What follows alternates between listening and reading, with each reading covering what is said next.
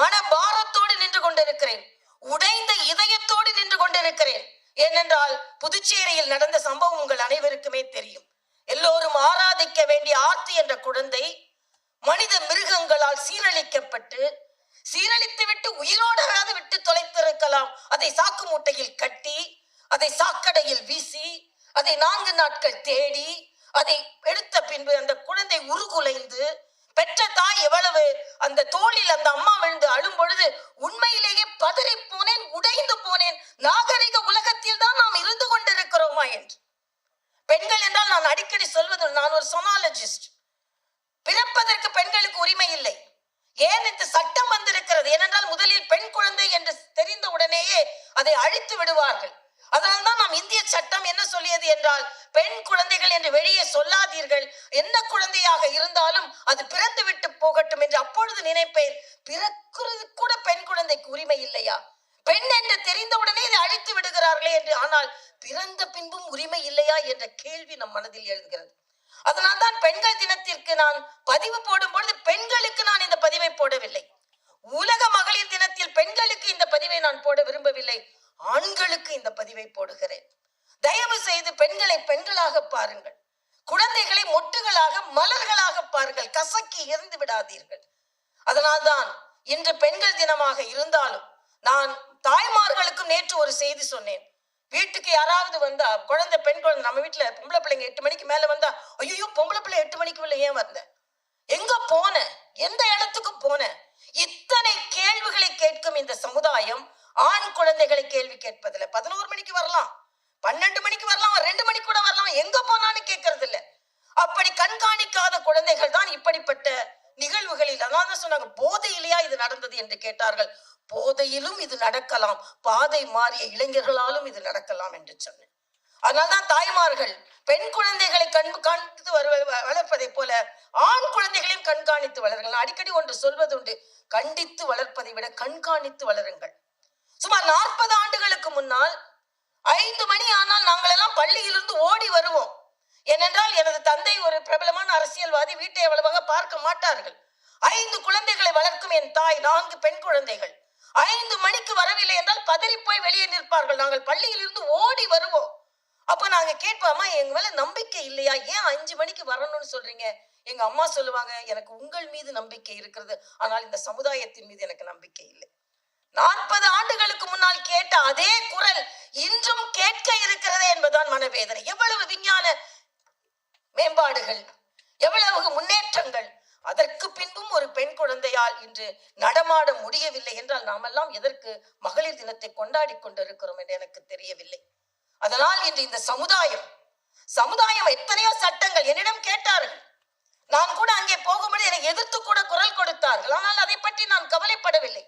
உடனே என்னிடம் பத்திரிகை நிருபர்கள் வந்து கேட்டார்கள், இவ்வளவு பேர் எதிர்த்து குரல் கொடுக்கிறார்கள், போராடுகிறார்கள், நீங்கள் ஆட்சியாளர் வகையில் நடந்து சென்று கொண்டிருக்கிறீர்களே, உங்களை எதிர்த்து குரல் கொடுக்கிறார்களே என்று சொன்ன போது நான் சொன்னேன், நான் அந்த சூழ்நிலையில் இருந்தாலும் எதிர்த்து குரல் கொடுத்துத்தான் இருந்திருப்பேன். நான் அங்கே இருந்தாலும் போராட்டம் நடத்தித்தான் இருந்திருப்பேன். அதனால் நான் அவர்களை குறை சொல்லவில்லை. 1000 தாய்மார்களை கடந்து செல்ல வேண்டிய ஒரு சூழ்நிலை. அதனால் இன்றைய சூழ்நிலையில் பெண்களை பாதுகாப்பாக வளர்ப்பதை போல ஆண் குழந்தைகளையும் கண்டித்து வளர்க்க வேண்டும். பெண்கள் இந்த நாட்டில் முன்னேற்றம் அடைந்தே ஆக வேண்டும். ஆனால் அதே நேரத்தில் அவர்கள் படும் துன்பம் என்பது நிச்சயமாக யாராலும் எதிர்கொள்ள முடியாத ஒன்று.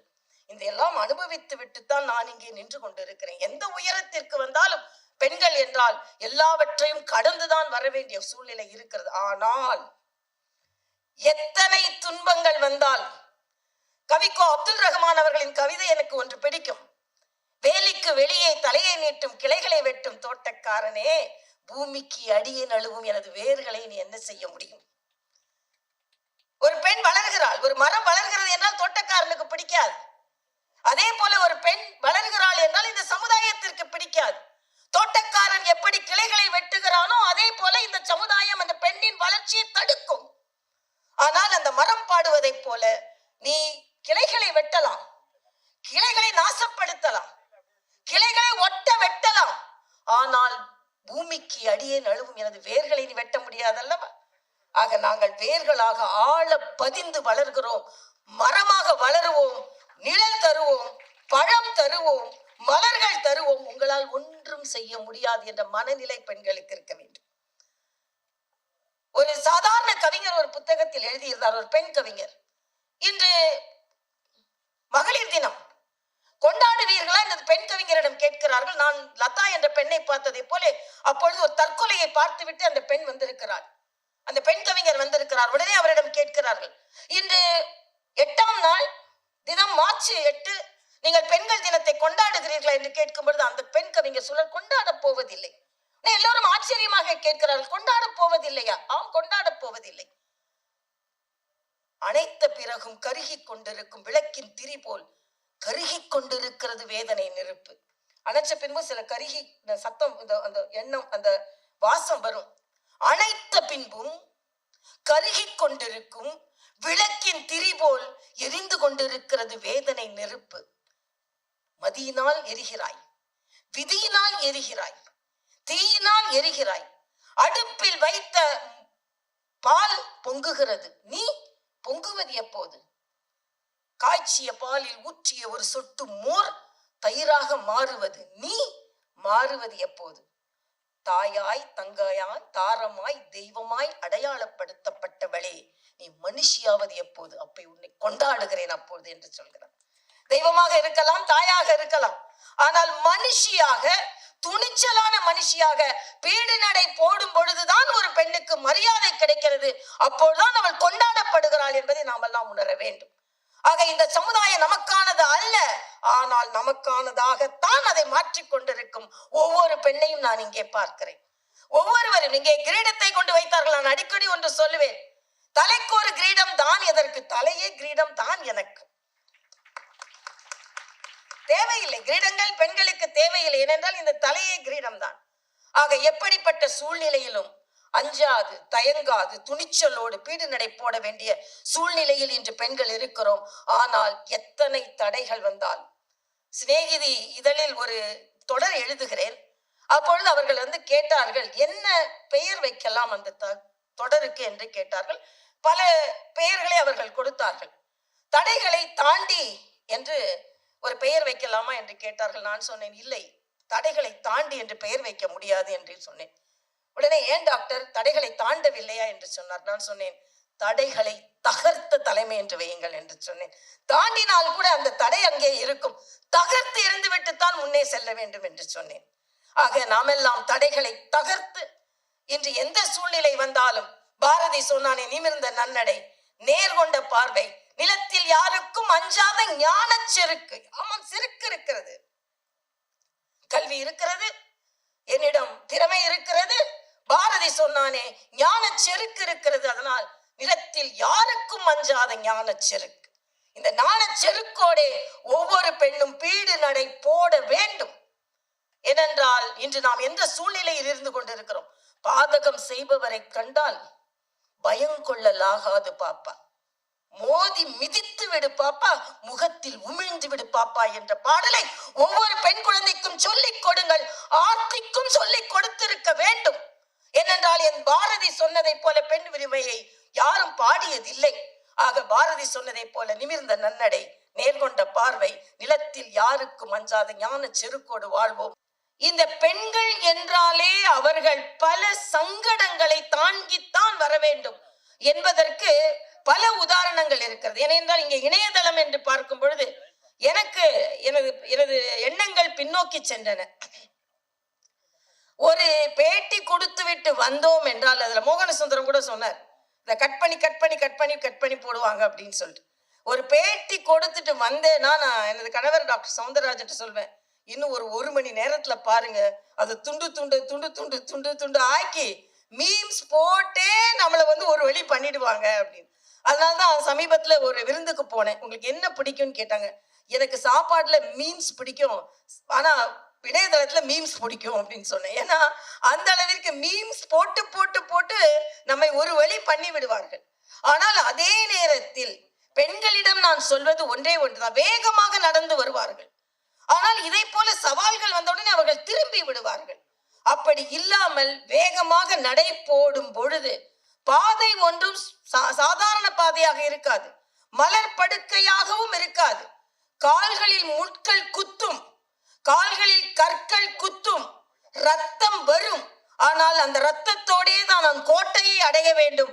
ஏனென்றால் நான் பெண், எனக்கென்ற ஒரு உறுதி இருக்கிறது என்ற உறுதி மனப்பான்மையோடு தான் அனைவரும் பீடு நடை போட வேண்டி இருக்கிறது. என்னிடம் கேட்டார்கள், உங்கள் இணையதளத்தில் இப்படி பரிகசிக்கிறார்கள் என்று.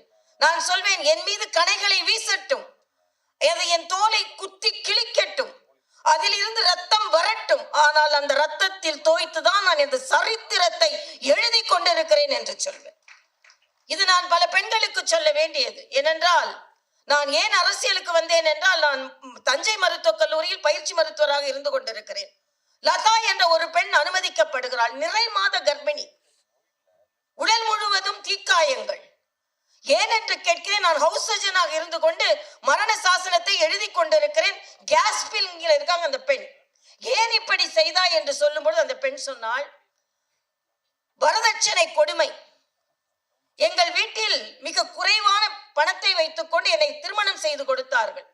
எங்கள் மாமியார் சொன்னார்கள், குழந்தை நீ உங்கள் அப்பா வீட்டில் கொண்டு விடும் பொழுது குழந்தைக்கு செயின், கம்மல், அரஞ்சாங்கொடி, கொலுசு எல்லாம் போட்டு விட்டுத்தான் கொண்டு கொடுக்க வேண்டும் என்று சொன்னார்கள். எங்க அப்பா எனது திருமணத்திற்கு வாங்கிய கடனையே இன்னும் அடைக்கவில்லை. என் குழந்தைக்கு எப்படி இதையெல்லாம் போடுவார்கள் என்று நினைத்தேன். குழந்தை பிறக்கின்ற நேரம் வர வர என்னால் துன்பத்தை தாங்க முடியவில்லை. அதனால் நானே தீயை வைத்து என்னை கொளுத்தி கொண்டேன். எனக்குள்ள கவலை என்ன என்றால், இன்று பிறந்து கைகளை காட்ட வேண்டிய அந்த குழந்தை, அந்த கர்ப்பிணியின் அந்த வயிற்றை கிழித்து, அந்த தீக்காயங்கள் கிழித்ததினால் என்னை காப்பாற்று, அந்த குழந்தையின் கை வெளியே தெரிந்து கொண்டிருக்கிறது. ஒரு பயிற்சி மருத்துவராக நான் அதை பார்த்து கொண்டிருக்கிறேன். அப்போ நான் கேட்கிறேன், உங்களுக்கு என்ன தெரியும்? எத்தனை வரை படித்திருக்கிறீர்கள்? 10வது வரை படித்திருக்கிறேன். டைப்பிங் தெரியும், டெய்லரிங் தெரியும். நான் சொன்னேன், அப்படி என்றால் ஏன் நீ உன்னை மாய்த்துக் கொள்கிறாய்? நீ அந்த தொழிலை செய்து அதன் மூலம் பணம் சம்பாதித்து 10 வயது கூட ஆகட்டும் குழந்தைக்கு, அதையெல்லாம் போட்டுவிட்டு நீ மாமியார் வீட்டிற்கு போயிருக்கலாமே என்று சொன்ன போது அவள் சொன்ன ஒரே ஒரு வார்த்தை, டாக்டர், உங்களை போன்ற ஒருவரை நான் சந்தித்திருந்தேன் என்றால் நான் நிச்சயமாக இந்த முடிவிற்கு வந்திருக்க மாட்டேன் என்று சொன்னார். அதனால் பெண்கள் தாங்கள் எவ்வளவு இருந்தாலும் அளவலாகுங்கள், பேசுங்கள், அந்த எல்லோருக்கும் வழிகாட்டுங்கள். எவ்வளவு துன்பங்களில் இருந்தாலும் அந்த நேரத்தில் தற்கொலைகளில் நீங்கள் கணக்கெடுத்து பார்த்தீர்கள் என்றால் அந்த ஒரு நிமிடத்தில் தான் அவர்களது முடிவை செய்திருப்பார்கள்.